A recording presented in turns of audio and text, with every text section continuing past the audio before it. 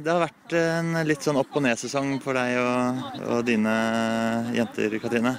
Kan du fortelle litt om sesongen så langt? Ja, men jeg ved ikke. Ja, op- og ned-sæson. Sådan er det vel. Vi havde en periode, hvor vi ikke lige spillede så godt, og ikke fik de point, som vi skulle have, men nu ser det ud som om, vi er back on track, og har startet den her sidste halvdel af sæsonen godt med gode, solide sejre. Så vi glæder os til kampen i morgen og de sidste par kampe. Hva vet vi om Fortuna Ålesund? Hvad ved vi om dem? Vi ved vel, at de ikke har taget så mange point, og da vi spillede mod dem deroppe, der havde vi havde vel bolden 70-80%. Altså det er et hold, som vi skal vinde helt klart over. Vi spillemæssigt er overlegen, og det skal vi vise, og det ser vi frem til.